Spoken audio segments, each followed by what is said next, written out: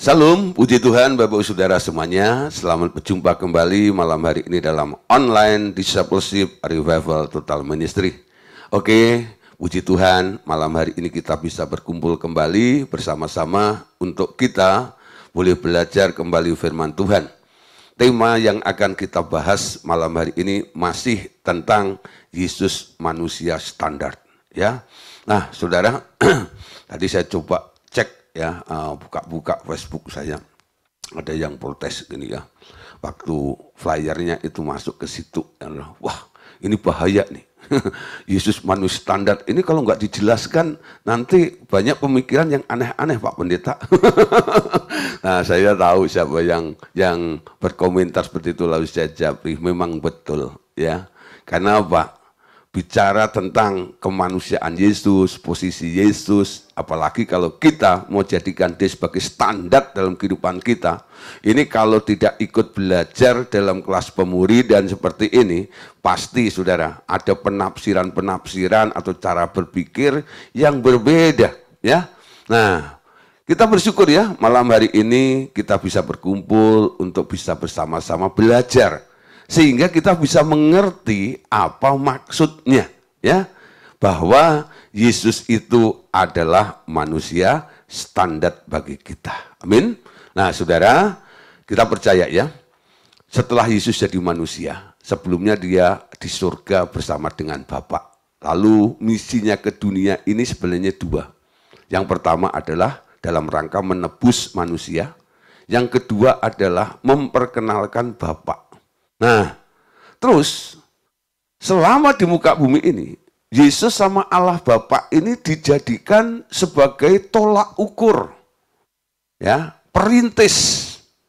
Kalau Anda membaca di dalam kitab Ibrani pasal 12, ya, ayat yang kedua, looking unto Jesus, dengan memandang kepada Yesus, pemimpin, perintis iman kita itu. Nah, sekarang sebagai orang percaya kita harus berkaca melihat kepada Yesus. Itu tanda orang beriman, looking unto Jesus. Memandang kepada Yesus. Buat apa kita memandang Yesus? Nah, kita boleh meneladani. Kita boleh mencontoh dia sebagai tolak ukur di dalam kehidupan kita. Nah, ketika kita memandang Yesus terus setiap hari, lama-lama pola kehidupan kita ini akan berubah. Sisi kemanusiaan Anda akan tergeser. Sehingga tanpa Anda sadari perubahan Anda seperti apa yang engkau lihat, yaitu Yesus, itu akan berdampak dalam kehidupan Anda. Sehingga gak ada yang mustahil kalau Anda bisa diubah menjadi serupa dengan Yesus. Caranya gimana untuk berubah? Bukan dengan upayamu. Melihat contoh. Apa yang Yesus lakukan, itulah yang Anda kerjakan. Ya, itu caranya berubah. Banyak orang berupaya, berusaha sendiri untuk berubah menjadi seperti Yesus. Nggak bisa. Kenapa? Dagingmu itu lemah. Dituntut untuk menjadi serupa dengan Yesus itu nggak akan mampu. Tapi caranya cuma satu. Bapak turunkan Yesus. Yesus yang taat itu sekarang dijadikan standar. Nih, kalau kamu berperilaku, punya prinsip hidup kayak Yesus, pasti nanti engkau akan bisa berubah seperti Yesus. Berubah dalam pemikiran, berubah dalam perasaanmu, ya, berubah dalam tingkah lakumu. Hendaklah ya kita berpikir seperti Kristus berpikir. Nah, saudara, ketika kita mulai berubah, dijadikan sama seperti Yesus. Ini kelanjutan pelajaran kita malam hari ini. Kita bisa dikatakan, sekarang kita bisa menjadi setara dengan Allah. Ya, setara dengan Allah. Di sini bukan berarti Anda itu menjadi Allah yang disembah gitu, enggak. Ya, menjadi setara dengan Allah. Ingat, ketika manusia pertama kali diciptakan, itu desainnya adalah dijadikan serupa dengan Allah. segambar dengan Allah, selevel dengan Allah, betul? Artinya kalau orang melihat manusia sebelum jatuh dalam dosa, mereka bisa mengatakan ini jenis Allah ini. Mirip dengan Allah, kenapa? Ini adalah gambar, kualitasnya sama dengan Allah. Betul? Itu yang disebut gambar. Sebuah gambar dibentuk, sebuah gambar dibuat untuk menunjukkan aslinya. Kalau gambar itu nggak sesuai dengan aslinya, itu bukan gambarnya. Coba saudara ya, kalau foto Anda gitu ya, nah diganti dengan fotonya siapa ya, apalagi diganti dengan foto binatang gitu, Anda akan marah, ya? Enggak. Bukan, itu bukan saya. Betul ya? Nah, tapi kalau mirip dengan Anda, nah itu saya itu.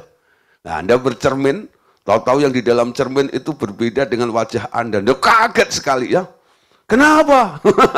Ada apa ini? Dan sebagainya. Itulah gambar manusia, saudara. Ketika manusia itu rusak, ya, dia turun derajatnya. Ya, kehilangan kemuliaan Allah. Nilainya jadi rendah. Tidak setara lagi dengan Allah.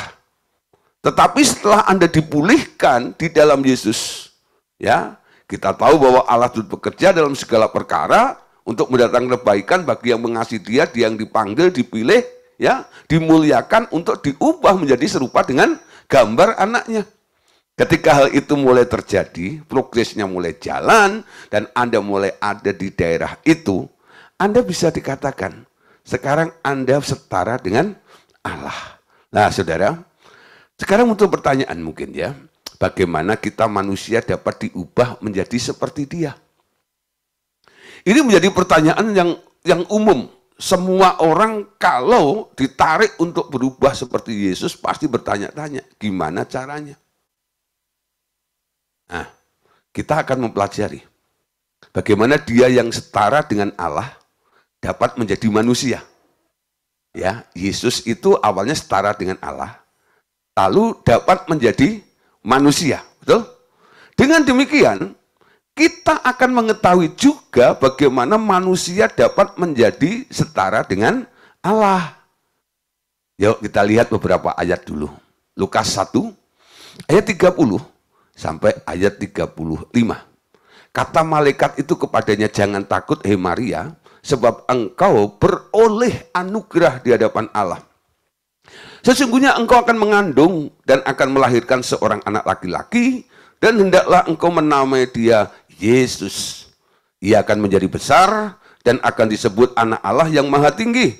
Tuhan Allah akan mengaruniakan kepadanya tahta Daud bapak leluhurnya. 33. Dan ia akan memerintah atas keturunan Yakub sampai selama-lamanya, dan kerajaannya tidak akan berkesudahan. Kata Maria kepada malaikat itu, bagaimana caranya? Padahal aku belum bersuami. Jawab malaikat itu kepadanya, Roh Kudus akan turun ke atasmu, dan kuasa Allah yang maha tinggi akan menaungi engkau. Sebab itu, anak yang akan kau lahirkan itu akan disebut kudus, anak Allah. Nah, saudara, perhatikan di sini ya. Ketika Tuhan Yesus lahir melalui seorang perempuan namanya Maria, malaikat Gabriel datang bilang sama Maria, ojo wedi, jangan takut, hei Maria, engkau yang beroleh anugerah di hadapan Allah.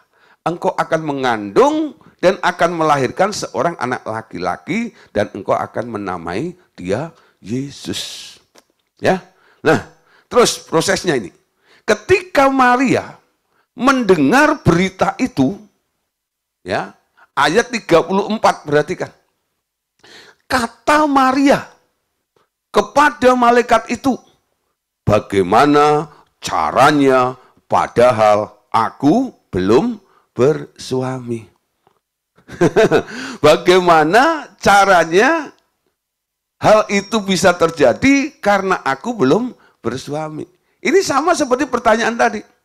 Ketika seseorang ditawarkan untuk berubah menjadi serupa dengan Tuhan Yesus, selalu berteriak, gimana caranya?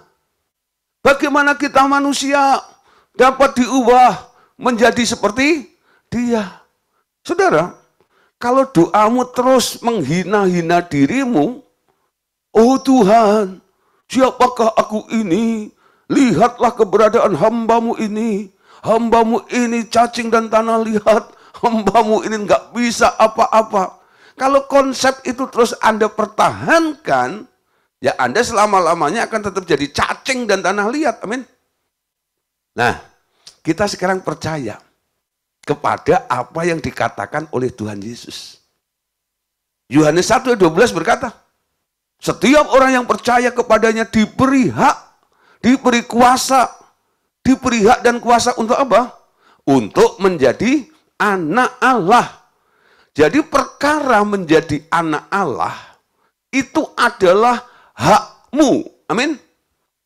Itu adalah hakmu. Ya. Itu adalah sesuatu yang bisa terjadi atas hidupmu. Karena apa? Anda diberi hak. Kamu boleh jadi anak Allah. Kamu bisa jadi anak Allah. Kenapa kita nggak jadi anak Allah? Karena kita selalu bilang nggak bisa. Kalau Anda bilang bisa, Anda bisa. Amin. Nah, Anda bilang bisa itu bukan karena Anda nekat, enggak.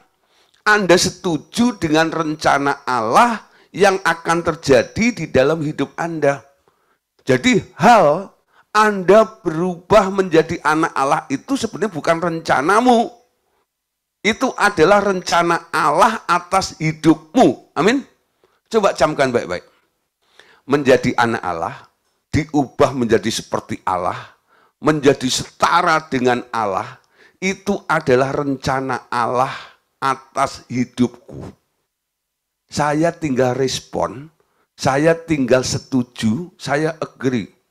Yes, Lord, benar Tuhan, aku mau. Ketika Anda ngomong seperti itu, nanti akan ada ya kekuatan yang datangnya bukan dari dirimu, dari Allah. Anda perhatikan apa yang dikatakan oleh malaikat ketika Maria itu merasa nggak layak. Betul?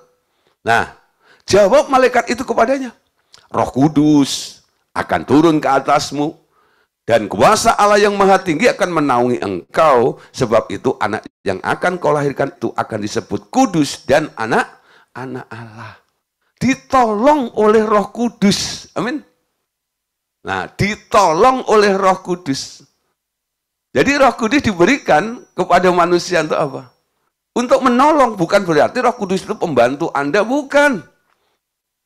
Diberikan kepada Anda karena Allah punya proyek yang besar, yang nggak mungkin bisa Anda kerjakan sendiri, makanya Roh Kudus diberikan untuk menolong Anda. Di sini walaupun ada kata menolong, Anda jangan pernah merendahkan Roh Kudus. Ya. Dia menolong karena Anda nggak bisa. Akhirnya dia harus menolong Anda supaya Anda bisa mengatasi ketidakberdayaan Anda, ketidaksanggupan Anda, ketidakmampuan Anda, sehingga Anda bisa menjadi bisa di dalam Tuhan. Khususnya dalam proyek Bapak untuk mengubah hidup Anda menjadi anak Allah. Amin. Oke, saudara. Jadi sejak malaikat itu pergi, saudara, ya, Roh Kudus turun atas Maria. Dan Yehova turun ke dalam rahim Maria, dan salah satu sel telur di dalam rahim Maria dipilihnya. Ketika roh Yehova masuk sel telur di rahim itu, terjadilah proses pembuahan di rahim Maria, lalu menjadi bayi. Setelah cukup waktunya, bayi itu lahir di sebuah kandang. Nah, saudara, ketika Anda lahir baru, ya, ada roh Yehova juga, amin. Roh Yesus masuk ke dalam diri Anda. Yang sering kita kasih istilah sebagai Yesusku. Ya. Paulus punya istilah Kristus Yesus. Jadi apa bedanya Yesus Kristus dan Kristus Yesus? Yesus Kristus itu adalah pribadi Yesus yang dulu pernah turun ke bumi, lalu mati dan dibangkitkan, lalu diangkat naik ke surga, sekarang duduk di sebelah kanan Allah Bapa. Jadi ada yang sedang duduk di sebelah kanan Allah Bapa itu ada. Tapi kadang-kadang kan kita mengaku ya, kalau ditanya, Yesus di mana? Yesus di hati saya. Loh, yang di sana siapa? Lalu Anda bingung menjawabnya. Lalu kita pakai bahasa teologi saja. Ya, kita pakai istilah omnipresent. Dia kan maha hadir. Artinya dia pindah-pindah dong. Pindah dari surga, pindah ke hatimu. Dari hati saya, pindah ke hatinya Pak Simon. Bayangin saudara, betapa capeknya dia. Berapa miliar manusia yang percaya kepada Yesus, dia harus pindah satu persatu kan? Nah, ini lucu Bu, ya you bicara seperti itu. Paulus memberitahukan supaya kita lebih ngerti tentang sesuatu yang tepat, ya. Bahwa ketika orang percaya, menurut Wahyu 3 ayat 20, Yesus mengetuk pintu, lalu membukakan pintu, mengundang dia masuk ke dalam hati, lalu Yesusnya masuk ke dalam hatimu. Sekarang di dalam dirimu ada Yesus, betul? Ada Yesus. Tapi di sebelah kanan Allah Bapa ada Yesus enggak? Ada Yesus juga. Bukan berarti Yesusnya dua atau Yesusnya banyak. Yesusnya tetap satu. Ya. Yang di dalam hatimu itu adalah rohnya Yesus. Atau roh Yehova. Sama seperti yang masuk ke dalam Maria itu. Lalu lahir jadi manusia namanya Yesus. Amin. Nah saudara, sekarang orang lahir baru itu kemasukan roh Yesus. Semua punya roh Yesus. Jadi ada Yesus di dalam diri Anda. Inilah modalnya. Modalnya. Ketika Anda menyadari setiap hari ada Yesus, lalu Anda bisa bilang, biar aku semakin berkurang, Yesus semakin bertambah. Dia yang ada di dalam dirimu, engkau izinkan, engkau boleh bermanifest di dalam hidupku sepenuh-penuhnya. Sehingga hidupku bukannya aku lagi, tetapi Kristus yang ada di dalamku. Itu yang terjadi kepada Paulus. Hidupku bukannya aku lagi, tapi Kristus yang ada di dalamku. Jadi benih Kristus yang ada di dalammu itu sekarang mengembang seluas-luasnya sampai ya manusiamu nggak nampak sedikit pun. Yang muncul hanya Yesus. Terjadi apa? Cloning Yesus. Nanti pelajarin ya, pelajaran tentang cloning Yesus. Bagaimana proses cloning itu membuat seseorang berubah menjadi Yesus tersebut. Amin. Nah, saudara, jadi malam hari ini yang masih terus bingung dan merasa nggak sanggup, nggak mampu, selalu bilang mana mungkin, mana bisa dan sebagainya, kita patahkan bersama-sama. Ya. Jangan pernah berpikir Anda nggak bisa, Anda nggak mampu. Kita sepakat malam hari ini. Kita mampu, kita bisa. Karena kita ada di dalam proyeknya Bapak. Amin. Nah, saudara, kita lihat saudara malam hari ini. Bahwa karya Allah itu adalah menebus dan memulihkan manusia. Setelah Tuhan Yesus menebus manusia dari tangan si iblis, dia naik ke surga. Tetapi dia secara roh kembali ke dunia, mengetuk hati setiap orang tadi ya. Ingin diundang masuk ke dalam hati orang itu yang mendengarnya. Dan mau membuka hatinya menerima Yesus. Dia pimpin dan tuntun orang itu hingga rohnya memperoleh tempat yang terutama dalam hidup orang percaya. Dan hati orang itu diganti dengan hati yang baru. Nah, orang percaya ini akan memperoleh hati yang taat. Dan mudah menurut, sampai orang itu mau melepaskan semua konsep berpikirnya yang lama seluruhnya untuk diganti dengan pikiran Kristus. Jadi orang lahir baru itu sekarang punya hati yang baru, ya, hati yang taat dan nurut, sehingga apa?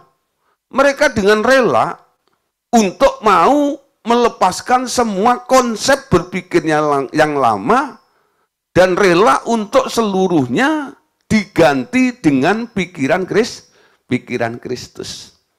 Nah, jadi kalau saya sering mengatakan, mengajarkan, mengajak, menghimbau Bapak Saudara, apa-apa jangan dipikirin.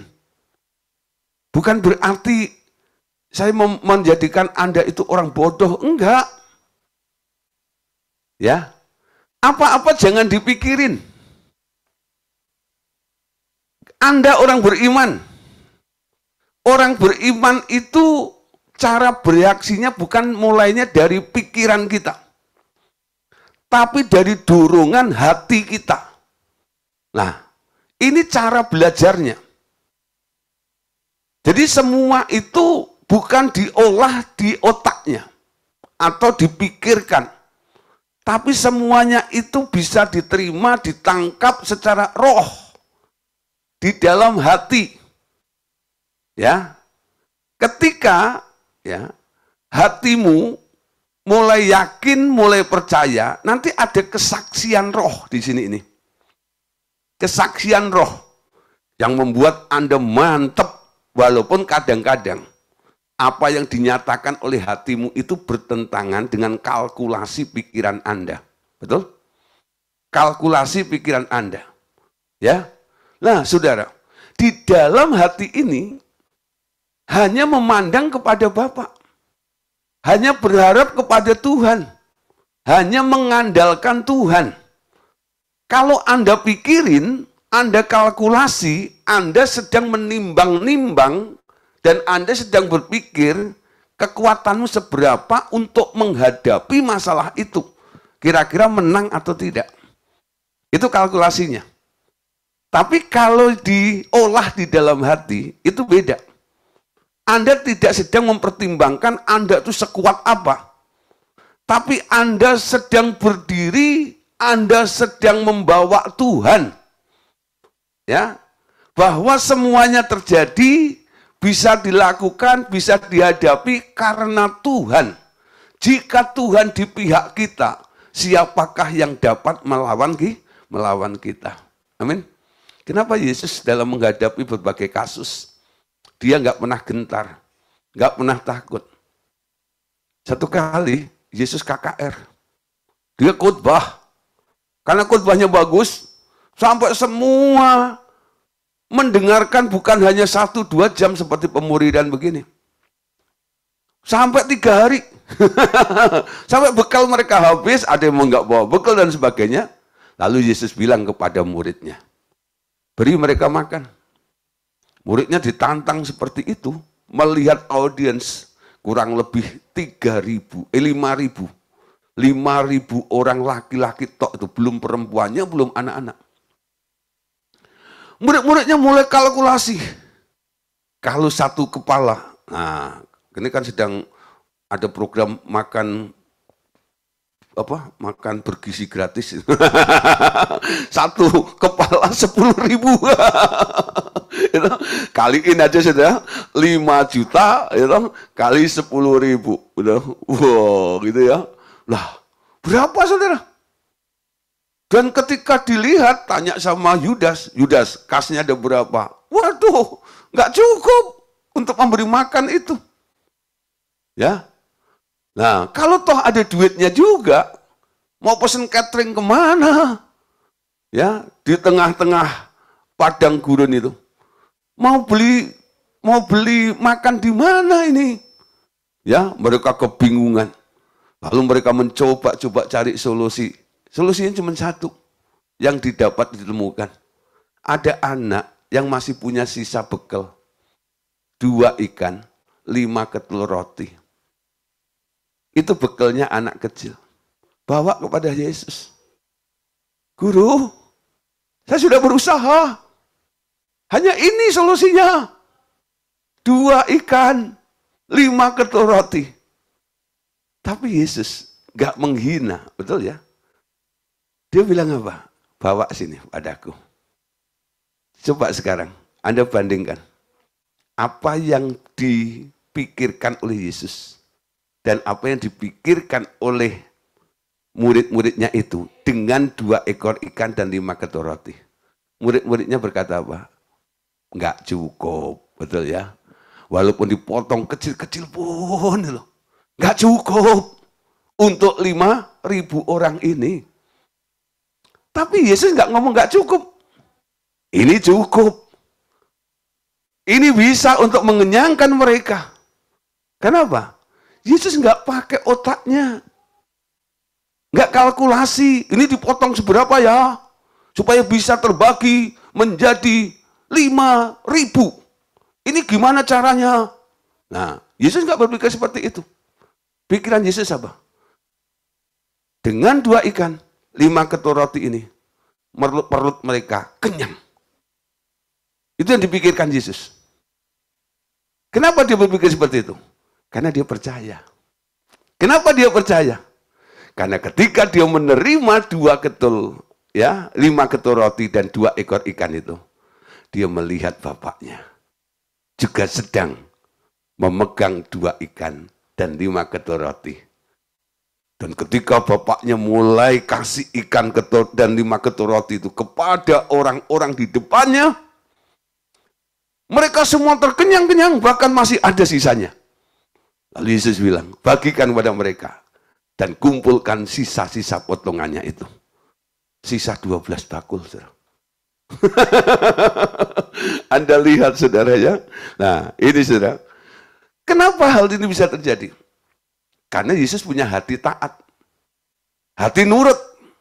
Kalau Anda punya hati taat dan nurut, namanya mujizat itu sebenarnya nggak jauh dari Anda.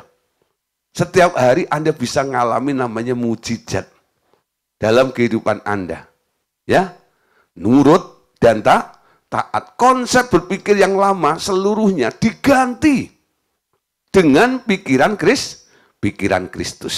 Ya, nah, Yeskiel pasal 36 ayat 25 sampai 27. Ini ayat untuk kelahiran baru. Aku akan mencurahkan kepadamu air jernih yang akan mentahirkan kamu dari segala kenajisanmu dan dari semua berhala-berhalamu.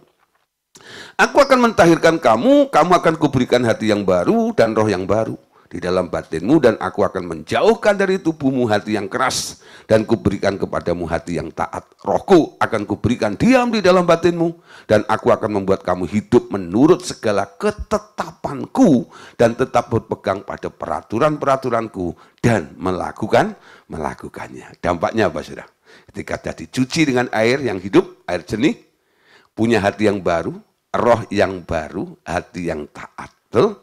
Nah, sehingga dia bisa nurut semua apa yang ditetapkan dan selalu berpegang pada peraturan-peraturan dan Bapak melakukannya. Nah, pemberian hati yang baru itu merupakan titik balik hidup seseorang yang sangat penting.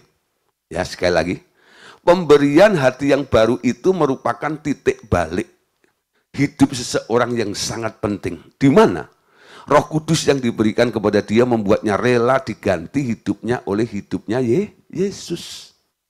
Sesudah itu akan terjadi proses pembuangan manusia lama agar manusia baru yakni hidup Yesus mulai nampak dalam hidup orang percaya ini. Nah, kemana-mana, saudara, nanti akan Anda akan membawa hidup Yesus itu. Dan hidup Yesus itu selalu bermanifestasi di dalam hidup Anda. Paulus berkata, ya, ini kesaksian dirinya dalam 2 Korintus 4 ayat 10 sampai 11. Kami senantiasa membawa kematian Yesus di dalam tubuh kami, supaya kehidupan Yesus juga menjadi nyata di dalam tubuh kami. Sebab kami yang masih hidup ini terus-menerus diserahkan kepada maut karena Yesus, supaya juga hidup Yesus menjadi nyata di dalam tubuh kami yang fana. Membawa kematian Yesus di dalam tubuh ini, supaya hidup Yesus juga menjadi nyata dalam tubuh kami. Jadi ketika seseorang percaya kepada Tuhan Yesus, apa yang dialami pertama kali? Mengalami kematian. Pertama, Anda deklarasikan diri Anda melalui baptisan. Betul? Ku telah mati dan tinggalkan cara hidupku yang lama. Lalu dibaptis, ditenggelamkan. Betul? Mati. Ya. Mati dari sistem dunia ini. Setelah itu, saudara, Anda mulai ikut Yesus, disuruh pikul salib, sangkal diri, betul?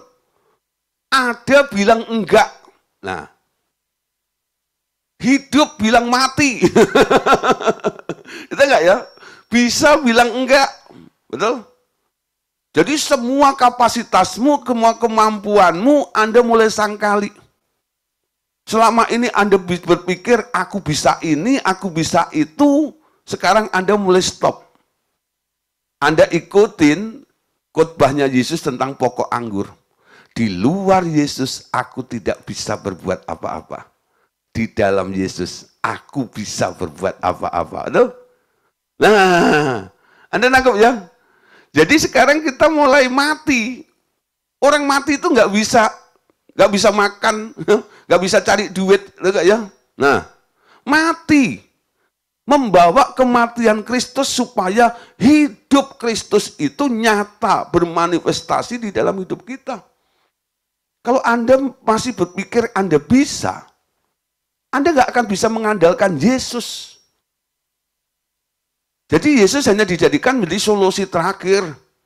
Kalau udah mentok semuanya, baru Tuhan tolong saya. Kenapa kamu minta tolong saya? Karena saya sudah nggak bisa. Nah, proses Anda sampai mentok itu kadang-kadang membutuhkan waktu bukan hanya sehari 2 hari, betul? Anda mencoba berjuang sendiri itu kadang-kadang setahun, 2 tahun, 10 tahun. Baru Anda nyerah sama Tuhan. Kenapa nggak nyerah dari awal? Kalau ujung-ujungnya Anda pasti menyerah, kenapa nggak menyerah dari awal? Mengganti hidupmu, membawa kematian Kristus dalam hidupmu supaya hidup Kristus itu nyata di dalam kehidupan kita ini. Yuk mulai ya. Kita bangun pola yang baru. Kita ini orang Kristen, kita ini orang beriman. Jangan berpacu dengan orang dunia yang terus ya menunjukkan, nih gua bisa, gua mampu. Kita mulai belajar, aku bisa, aku mampu, aku berhasil, semua karena Tuhan. Karena Tuhan. Karena Tuhan. Karena Tuhan. Karena Tuhan. Karena Tuhan. Lama-lama Anda akan diejek. Dikit-dikit Tuhan. Dikit-dikit Tuhan. Kamu itu hidup atau enggak? Enggak itu. Nah saudara, orang bukan sedang menentang Anda. Dia sedang menentang Tuhan yang engkau andalkan di dalam hidup Anda. Mereka bukan berurusan dengan Anda. Mereka berurusan dengan Tuhan yang Anda andalkan dalam hidupmu. Betul? Mulai belajar. Ya, memang enggak semudah membalikkan tangan. Tapi Anda pasti bisa. Sampai Anda mengalami dalam kehidupan Anda. Amin. Nah, banyak kali saudara, proses membuang si manusia lama itu membutuhkan proses kematian dalam hidup seseorang agar benar-benar bersih dari segala najis dalam hati dan pikirannya. Najis itu apa? Unclean, betul ya? Sesuatu yang nempel. Bisa itu pengaruh, betul? Mempengaruhi hatimu, mempengaruhi pikiranmu. Nah, ini yang disebutkan brokenness atau penghancuran manusia lama agar hidup manusia baru yang sudah ada di dalam orang itu mulai muncul dan keluar. Kematian itu berarti mati terhadap cita-cita sendiri yang sifatnya kedagingan. Kematian terhadap usaha-usaha dengan kekuatan jiwa. Kematian, nah, dan tubuh atau fisik hingga bisa mempercayai Tuhan yang sebenarnya, mau bekerja sendiri di dalam dan melalui diri orang itu. Juga sekaligus kematian tabiat daging orang itu untuk diganti dengan tabiat Yesus yang kudus. Amin. Ya, sekali lagi ya, kematian itu berarti mati terhadap cita-cita yang sifatnya kedagingan. Mati terhadap upaya-upaya, usaha-usaha, kekuatan jiwa, kekuatan tubuh, ya. Nah, supaya Anda bisa mempercayai Tuhan sebenar-benarnya, bahwa dia bisa bekerja melalui diri Anda, sekaligus tabiat dagingmu diganti dengan tabiat Yesus. Ya, Yohanes 7, 37-38. Pada hari terakhir, yaitu pada puncak perayaan itu, Yesus berdiri dan berseru, siapa saja yang haus, baiklah ia datang kepadaku dan minum. Siapa saja, ya, siapa saja yang percaya kepadaku seperti yang dikatakan oleh kitab suci, dari dalam hatinya akan mengalir aliran-aliran air yang hidup. Ya, aliran-aliran air yang hidup. Saudara, air yang hidup itu adalah sarana untuk membasuhnya sehingga bersih dari semua kotoran yang bersifat rohani itu. Selanjutnya, air yang hidup itu juga akan menjadi sarana bagi orang itu untuk membasuh orang lain dan membantunya memasuki jalur kekudusan Tuhan dan mau diubah juga seperti Yesus juga. Nah, saudara, sekarang kalau kita mendoakan orang, kadang-kadang ya, mereka yang punya kasus masalah ini dan itu yang sedang terjadi dalam kehidupannya. Kalau Anda mungkin melihat bagaimana cara-cara kami mendoakannya. Kalau dulu kita kan dikenal sebagai Raja Tengking, ya, bahkan dapat julukan Ghostbuster. Undang tuh orang RTM ya, Ghostbuster, ya. Nah, karena mendengar kesaksian-kesaksian dari Pak Andreas, ada satu orang yang pernah, satu kelompok mahasiswa yang bikin retret ya, ketika manifestasi ya, terus ada roh yang keluar, padahal Pak Andreasnya nggak ikut di situ. Ketika manifestasi, itu roh nyebut-nyebut namanya Andreas Samudra. Panggil itu Andreas. Panggil itu Andreas. Nah, saudara, Anda lihat, saudara, dampaknya tuh sampai ke situ ya. Kenapa? Dulu kita ini upleknya, ya, kita ini ya orientasinya itu ya ngurusin orang-orang seperti itu. Manifestasinya, wah segala bentuk manifest itu sampai akhirnya muncul berbagai jenis urapan itu ya. Ada urapan angin, urapan badai, ada urapan angin, apa namanya, guntur dan sebagainya. Itu karena apa? Berbagai macam ya, hal yang bermanifestasi dan Tuhan menyatakan cara kerjanya itu dengan urapan seperti apa. Ya, pokoknya dulu jadi orang sakti lah. Ya. Kayak Tarsan itu, wow, semua tunduk seperti itu, gitu ya. Tapi saudara, setelah dikoreksi oleh Roh Kudus, akhirnya solusi terakhirnya ditunjukkan Yeskiel tadi itu. Ya, pada hari terakhir ya, aku akan mencurahkan air yang hidup. Air yang hidup. Itu solusi terakhirnya. Dan sekarang kita mulai mengerti dan mulai kita praktekkan. Kalau ketemu orang-orang kita doain, kita cuci dengan air yang hidup sampai bersih. Semua yang sifatnya unclean, ya, najis, nempel, itu bisa Anda cuci dengan air. Di sini bukan berarti darah Tuhan Yesus tidak digunakan, bukan. Ya. Jadi ada hal-hal yang kita lakukan ya dengan darah. Ada hal-hal yang cukup kita lakukan dengan sarana air yang hidup. Jadi Anda sekarang punya roh membedakan ya, karunia membedakan roh. Kira-kira yang sedang nempel, yang sedang melakukan atau yang sedang mengganggu orang yang Anda layani itu bentuknya unclean atau sebuah ikatan. Kalau ikatan karena adanya perjanjian, lah di sini harus dipatahkan dengan perjanjian darah Tuhan Yesus. Nah di situ saya baru pakai darah, ya. Tapi kalau saya perhatikan Tuhan menyatakan itu hanya unclean, nempel saja, saya nggak pakai darah. Saya cukup cuci dengan air yang hidup. Nangkep ya?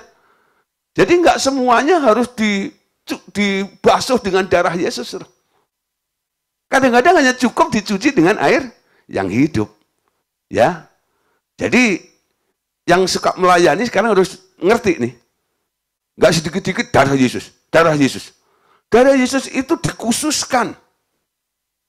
Harus kita tempatkan, kita gunakan pada situasi yang tepat juga. Bukan berarti yang anti nggak bisa Anda cuci dengan darah Yesus. Bisa. Tapi kenapa dia juga memberikan air yang hidup untuk membersihkan? Kita gunakan juga. Proses air yang hidup itu. Nah, yang masih bingung tentang air yang hidup, cari rekamannya. Ya, tentang pengajaran air yang hidup. Kalau saya harus jelasin lagi, saudara, waduh, ya, waktunya nggak cukup. Tentang air yang hidup mesti saya jelasin di sini, gitu ya. Anda yang harus aktif nyari, ya. Nah, di YouTube kami, ya, ada di situ. Anda bisa cari tentang air yang hidup. Apa sih yang dibilang Pak Gideon tadi itu? Tentang air yang hidup. Bagaimana caranya melakukan itu? Ya, aku cuci dengan air yang hidup itu. Cari nih. Kalau nggak tahu linknya, tanya saya. Lo tanya Bu Hilda bisa, gitu. Nah, nanti dikasih tahu linknya, gitu. Nah, Anda boleh, ya. Tapi kalau udah tahu linknya, ada rekaman di situ, jangan lupa, jangan nggak ikut pemuridan. Ada yang bilang, Bapak, gitu, saya sudah nggak ikut pemuridan, tapi saya belajar melalui YouTube. Ada yang begitu, ya, gitu. Beda, saudara, ya. Ya, kalau Anda bisa begini, nanti habis acara ini ada interaksi, ada tanya jawab, ada ruang diskusi. Jadi kalau Anda nggak ngerti, belum nangkap, kalau hanya dengan YouTube tok, Anda hanya dapat informasinya, tapi, gitu, nggak ada yang membimbing. Tapi kalau Anda terkonek dengan kami, ya, Bapak Ibu Saudara, bisa kami bimbing. Apa yang belum ditangkap, apa yang belum dimengerti, kami akan jelaskan kepada Anda semuanya. Amin. Kami bukan gereja. Ya. Tapi kami akan mau menjadi mentor Anda supaya Anda bertumbuh. Dan ketika Anda kembali di gereja Anda akan jadi berkat bagi gerejamu. Amin. Kami nggak pernah merebut jemaat orang, enggak. Kami ditugaskan oleh Bapak untuk mendewasakan Bapak Ibu Saudara. Ketika sudah dewasa, Anda akan jadi berkat dimanapun engkau berada. Amin. Nah, saudara, itu tugas dari orang-orang RTM. Ya.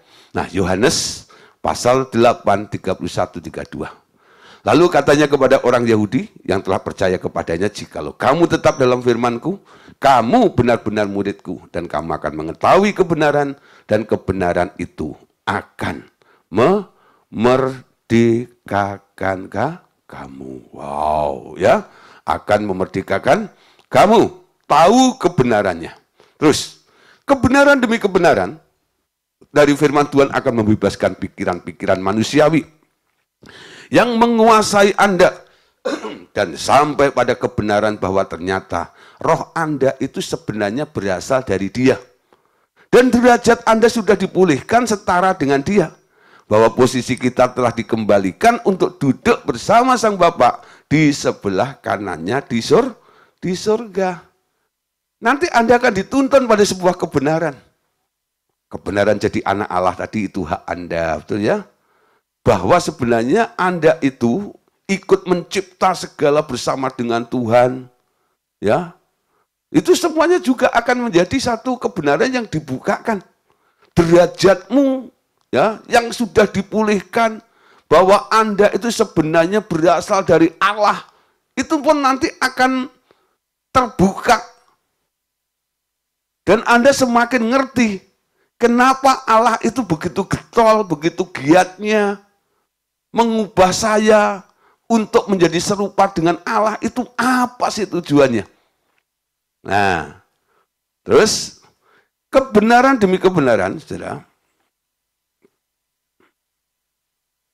Segala macam takut, khawatir, dan cemas juga akan dihilangkan dengan kesadaran akan posisi itu.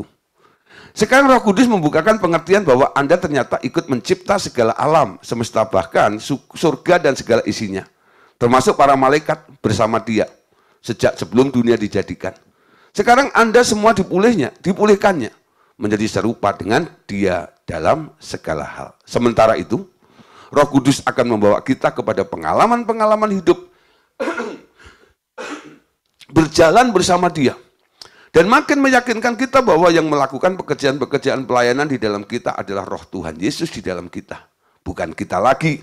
Karena si manusia lama telah semakin dihabiskan dan ditiadakan sampai nol. Amin. 2 Korintus 4 ayat 6-7. Sebab Allah yang telah berfirman, dari dalam gelap akan terbit terang. Ia juga yang membuat terangnya bercahaya di dalam hati kita, supaya kita beroleh terang dari pengetahuan tentang kemuliaan Allah yang tampak pada wajah Kristus. Ayat 7 berarti kan? Tetapi harta ini kami miliki dalam bejana tanah liat, supaya nyata bahwa kekuatan yang melimpah-limpah itu berasal dari Allah, bukan dari diri kami sendiri. Supaya nyata bahwa kekuatan yang melimpah-limpah itu berasal dari Allah, bukan dari diri kami. Orang Kristen itu kadang pintar nyanyi ya, kekuatan di hidupku, ya, ku dapat dalam Yesus. Ya, kekuatanku tuh ku dapat dalam Yesus. Ya, nah saudara. Jadi kita mulai menangkap, mengerti banyak aspek, banyak hal. Sampai sedetil itu akan disingkapkan oleh Tuhan. Sehingga kita akhirnya bisa mengakui bahwa kekuatan yang melimpah-limpah itu asalnya dari Allah. Nah saudara, sekarang bedanya apa? Ya, bedanya apa? Jadi apa yang menjadi perbedaan antara kita dan Tuhan Yesus yang sekarang ini? Ya, bedanya apa? Ini bicara tentang kesetaraan tadi ya. Jadi apa yang menjadi perbedaan antara kita dan Tuhan Yesus sekarang? Dulu, Dia turun ke dunia melalui rahim Maria. Lahir, bertubuh manusia sebagai Yesus.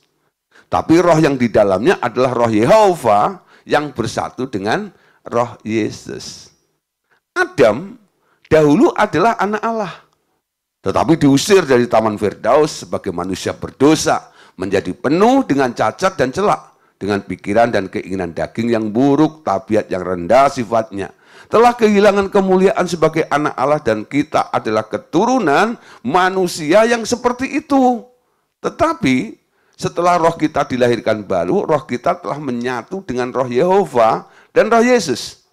Sekarang kemuliaan itu telah dipulihkannya. Coba lihat ya ayat-ayatnya.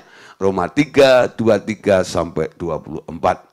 Karena semua orang telah berbuat dosa dan kehilangan kemuliaan Allah, dan oleh anugerahnya telah dibenarkan dengan cuma-cuma melalui penebusan dalam Kristus Yesus. Kehilangan kemuliaan karena dosa. Yohanes 17, 22-23. Yesus mengupayakan. Dalam doanya dia berkata, aku telah memberikan kepada mereka kemuliaan yang engkau berikan kepadaku, supaya mereka menjadi satu, sama seperti kita adalah satu. Aku di dalam mereka dan engkau di dalam aku, supaya mereka menjadi satu dan dengan sempurna. Agar dunia tahu bahwa engkau yang telah mengutus aku, dan bahwa engkau mengasihi mereka sama seperti engkau mengasihi aku. Salah satu yang dilakukan Yesus apa? Memberikan kepada mereka kemuliaan. Karena manusia telah kehilangan kemuliaan. Makanya Tuhan berikan kemuliaan itu supaya kita boleh menjadi orang yang mulia. Nah, setelah itu apa yang dikerjakan Roh Kudus? Lalu sesudah itu, Roh Kudus membantu kita membuang semua kedagingan dan celah kita. Lalu diberinya pikiran Kristus. Lalu diberikannya kembali otoritas kepada kita sebagai anak Allah. Lalu sebagai pencipta didudukkan di surga bersama dengan Bapa surgawi. Ya. Nah, Roh Kudus membantu kita membuang semua kedagingan dan celah dan kelemahan kita. Apa yang harus kita lakukan dengan Roh Kudus? Tiap hari berdoa, Roh Kudus, aku beri otoritas penuh atas hidupku. Bongkar semuanya. Angkat semuanya. angkat kelemahan saya. Amin. Angkat kedagingan saya. Izinkan Roh Kudus melakukan pembersihan di dalam hidup Anda. Nanti saudara kalau Anda berdoa seperti itu, habis amin, nggak lama kemudian mungkin Anda jadi pusing. Loh Pak, habis doa begitu harusnya kan damai sejahtera mengalir melimpah-limpah dalam kehidupan saya. Kenapa jadi pusing? Roh Kudus sedang mengaduk hidupmu.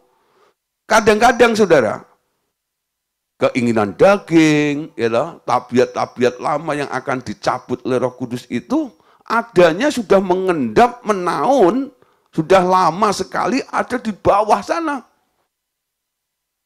Ya, dengan adanya kehidupan Anda yang sekarang jadi orang yang sudah berhasil dan sebagainya, dengan punya etika ini dan itu, kelihatannya itu tertutup, tertimbun. Belum tentu saudara. Orang-orang yang kelihatannya keren, sopan, dan sebagainya itu ya nggak ada hal yang harus dibongkar dan dibuang. Ketika mereka menyerah kepada Roh Kudus akan buang semuanya. Caranya apa? Seperti gelas ya, yang diisi dengan air kopi itu ya. Nah, bikin kopi dalam gelas. Lama-lama saudara, awalnya kan hitam gitu ya, karena apa? Campur aduk. Tapi lama-lama ngendep kopinya di bawah, airnya jadi bening. Ya. Bukan berarti kopinya hilang. Ketika Anda ambil sendok atau pengaduk, Anda aduk gitu. Wah, saudara, jadi keruh lagi bukan? Nah, itulah saudara, ketika keruh itu Anda jadi pusing. Jadi mual kadang-kadang. Nah, kalau sudah pusing, mual, lalu Roh Kudus menunjukkan ini dan itu, Anda tinggal ngomong aja, aku tolak di dalam nama Tuhan Yesus ini. Dalam nama Yesus, keluar. Pegang kepalamu, kalau Anda nggak mampu melakukannya sendiri, nah Anda boleh datang ke bengkel. Nanti saya bantu. Pak, kemarin Roh Kudus itu menyatakan ini, menyatakan itu. Paling enggak, saudara sudah punya pengalaman. Cuman Anda kesulitan untuk membuangnya, betul? Tapi apa yang sudah terjadi, yang ada di dalam diri Anda, paling enggak Roh Kudus sudah menyatakan secara pribadi dengan Anda. Jangan Anda datang pada saya, ya di bengkel itu dalam kondisi, Pak saya nggak tahu. Ya, sehingga saya harus ngomprek dari awal, sehingga membutuhkan berapa jam? Satu orang kadang-kadang 1 jam lebih. Kasihan yang ngantri. Itu gitu. Harusnya prosesnya itu nggak nyampe setengah jam gitu, ya sudah beres gitu ya. Kadang-kadang sampai ada yang 1 jam, 1,5 jam, yang ngantri sampai semutan gitu ya. Lah yang nunggu ngajak ngobrol di luar sampai bingung juga kapan saya pulang gitu. Ini gimana? Nah, kenapa? Karena orang-orang itu datang nggak ngerjain PR-nya lebih dahulu di rumah. Datang udah bilang, Pak, ya Roh Kudus ngomong, teman saya nggak ngerti gimana cara mengangkatnya. Oke, saya bantu ngangkat. Ya. Karena Roh Kudus sudah menyatakan, itu jauh lebih cepat dan mudah. Nanti kalau masih ada sisa-sisanya, Roh Kudus menyatakannya, lah itu angkat juga langsung juga. Ya. Nah, bulan ini nggak ada bengkel. Karena acara kami padat. Ya. Bulan Maret nanti, minggu ketiga, Sabtu minggu ketiga, nanti ada bengkel rohani. Silahkan catat, ya, lihat tanggalnya sendiri. Pokoknya Maret minggu ketiga, ya, di Metro Permata 1, Blok C, 6, nomor 4, jam 10 pagi. Ya, catat baik-baik. Ya, ayo. Nah, mulai nanti beritahu kami kalau mau datang karena ada beberapa hal yang harus kami siapkan, ya, khususnya urusan perut di siang hari. Ya, oke, saudara, kita lanjut di sini. Ya, maka tercapailah kehendak Allah Bapa sebelum dunia diciptakan oleh Yehova atas perintah Bapaknya, yakni membuat kopi atau cloning Tuhan Yesus di bumi, agar beroleh sebuah keluarga Allah yang sempurna dengan Tuhan Yesus sebagai anak sulung, semua saudara itu di surga dan kemudian di langit baru, bumi baru kelak. Ya, ayatnya Yohanes 1, 11, 12. Ia datang kepada miliknya, tetapi orang-orang miliknya itu tidak menerimanya. Namun semua orang yang menerimanya diberinya kuasa atau hak supaya menjadi anak-anak Allah, yaitu mereka yang percaya kepada namanya. Efesus 2, 6 dan 7. Dan di dalam Kristus Yesus, Ia telah membangkitkan kita juga dan memberikan tempat bersama-sama dengan Dia di surga. Tempatmu sekarang selevel, betul nggak ya? Supaya pada masa yang akan datang, Ia menunjukkan kepada kita kekayaan anugerahnya. Ya, kekayaan anugerahnya yang melimpah-limpah sesuai dengan kebaikannya terhadap kita di dalam Kristus Yesus. Efesus 4, 21-24.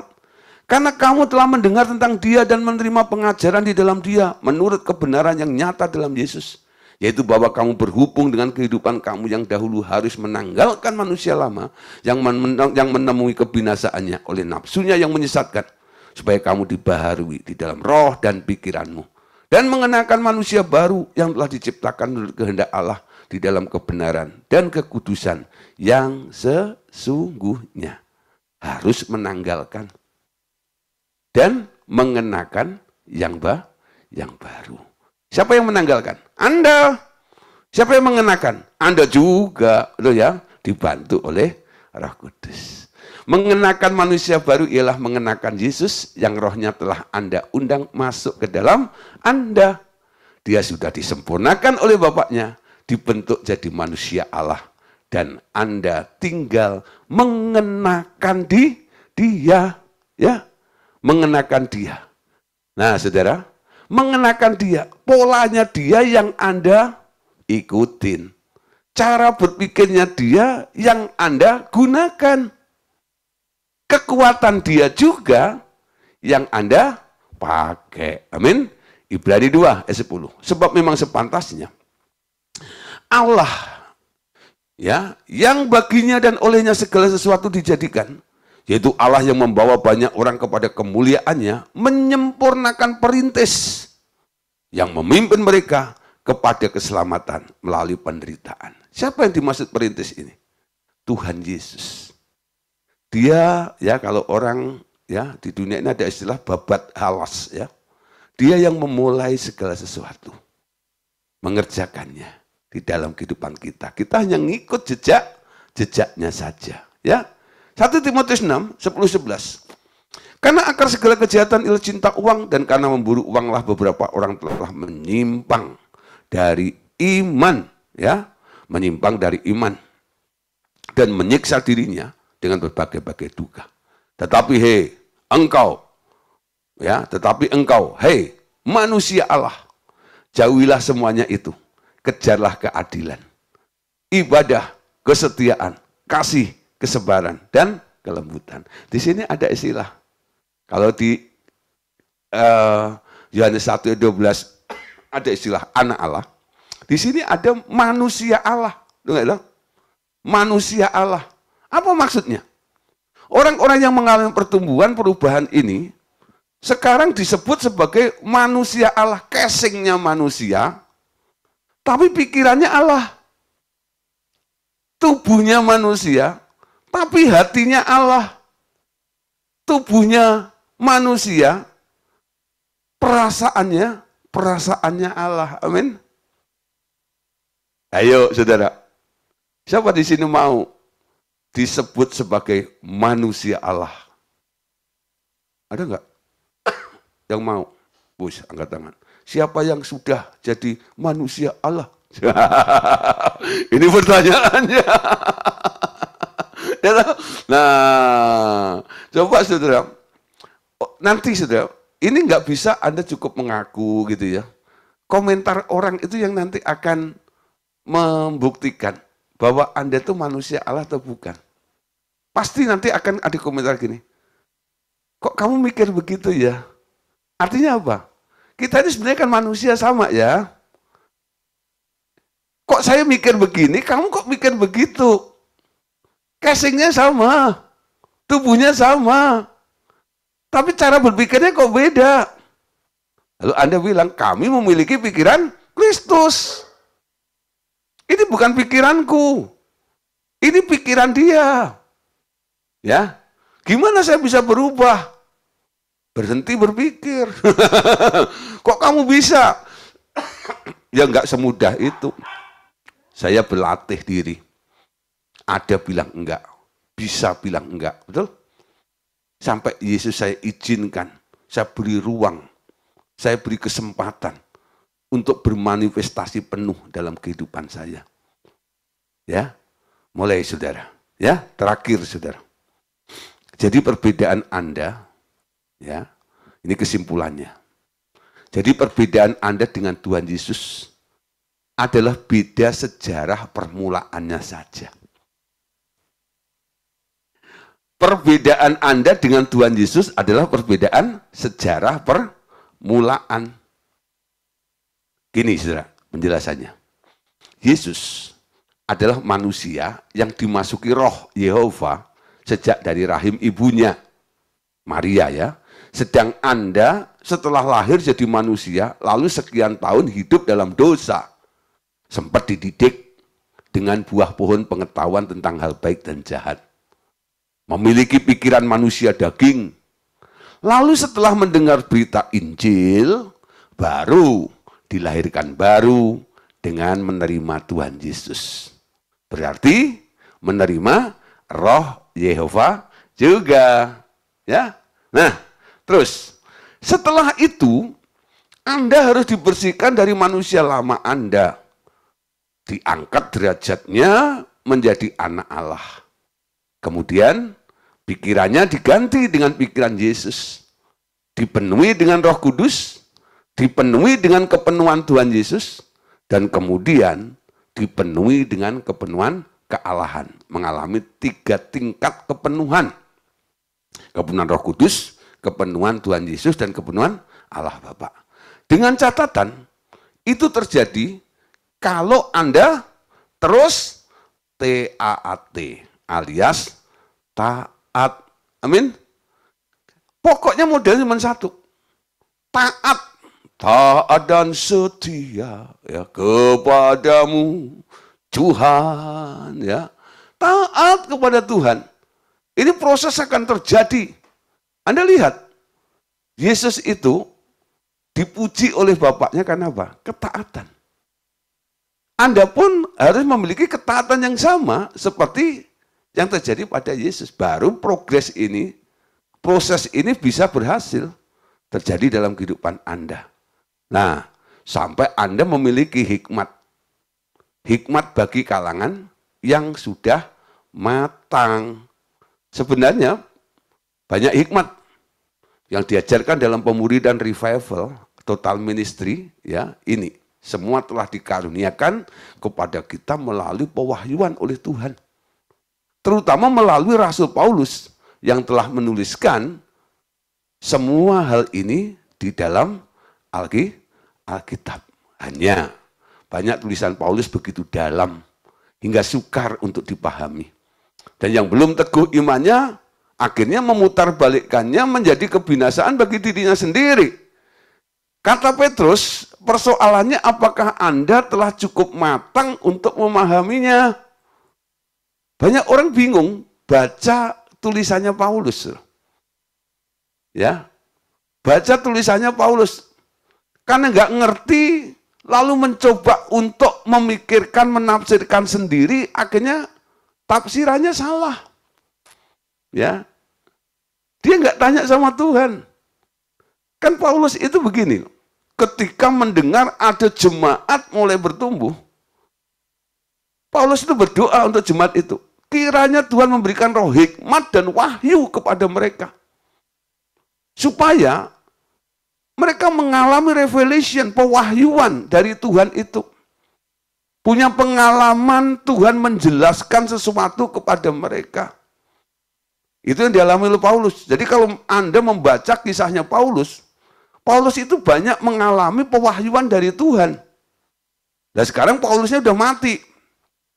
Dia tuh tinggalkan sejarahnya, tinggalkan tulisan-tulisannya, lalu Anda mencoba untuk menafsirkan, untuk mengerti apa yang dialami oleh Paulus kala itu. Dengan berpikir sendiri, dengan kondisimu, dengan keterbatasanmu, nggak akan nyambung. Caranya cuma satu. Kita kembali kepada sumber yang sama. Paulus dapatnya dari mana? Dari Roh Kudus. Anda tanya Roh Kudus tentang ayat-ayat, tentang apa yang terjadi kepada satu rasul ini loh. Namanya Paulus itu. Dengan revelation, dengan pewahyuan itu, dari sumber yang sama, Anda akan mendapatkan penjelasan yang tepat. Karena apa? Dia yang memberikannya kepada Paulus, menjadi pengalaman hidup Paulus dalam pelayanan kali itu. Dia tahu maksudnya. Dan dia juga akan mengaplikasikannya kepada Anda di zaman Anda sekarang ini. Sehingga rencana Allah itu bisa continue terus. Kalau dulu Tuhan begitu pakai Paulus dengan luar biasa. Kalau hal ini mulai terjadi dalam kehidupan Anda, gak heran. Tuhan juga bisa pakai Pak Simon dengan luar biasa. Amin. Kenapa? Terkonek dengan sumber yang sama. Sehingga rencana yang pernah terjadi 2000 tahun yang lalu, itu bisa juga terjadi hari ini. Melalui kehidupan kita. Karena Allah tetap bekerja.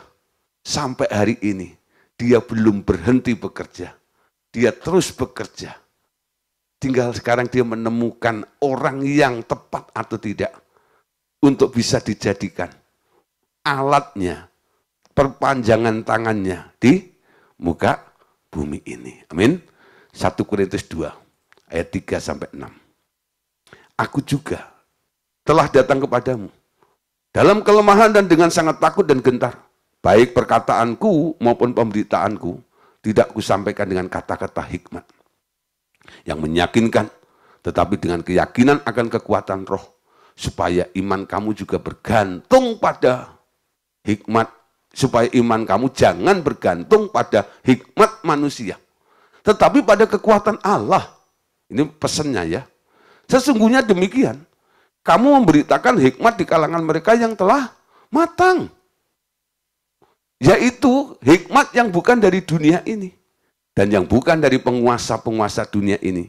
Yaitu penguasa-penguasa yang akan ditiadakan. Jadi hikmat yang telah matang, di kalangan mereka yang telah matang, itu bukan hikmat dunia.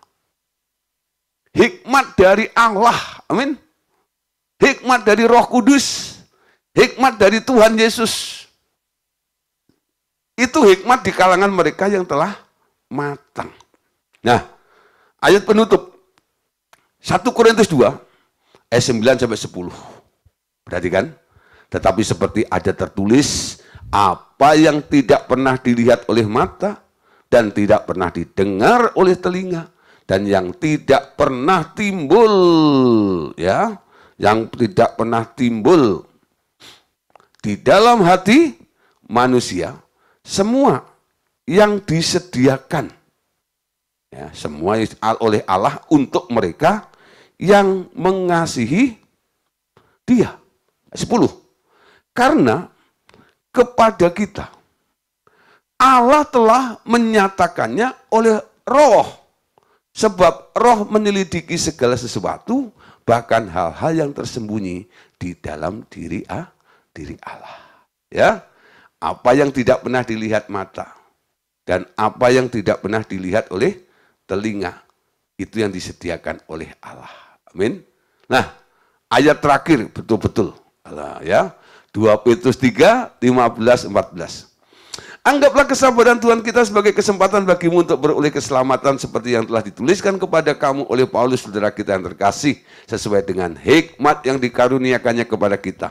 Hal itu dilakukannya dalam semua suratnya. Apabila ia berbicara tentang hal ini, dalam surat-suratnya itu ada hal-hal yang sukar dipahami, sehingga orang-orang yang tidak memahaminya dan tidak teguh imannya memutarbalikkannya menjadi kebinasaan mereka sendiri, sama seperti yang juga mereka lakukan dengan tulisan-tulisan yang lain. Ya, jadi ternyata Paulus itu sudah mengantisipasi tulisan yang begitu keren, tinggi itu ya, rohani, dalam, pengertian yang begitu dalam itu.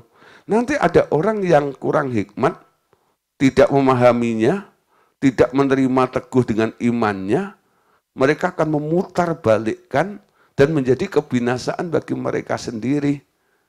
Nah, jangan sampai saudara hal ini terjadi dalam kehidupan kita. Amin. Nah, oleh karena itu, malam hari ini, puji Tuhan, kita sudah menyelesaikan ya apa yang menjadi tema kita pada 2 sesi, yaitu Yesus manusia standar. Oke, kita akan kembali lagi ya, Jumat besok kita nggak ada karena kami ada acara leadership. Nah, kita akan kembali lagi nanti pada hari Senin ya, pada hari Senin ya, untuk belajar bersama kembali. Temanya adalah tentang pikiran Kristus ya. Oke, puji Tuhan, Tuhan Yesus memberkati kita semuanya. Amin. God bless you.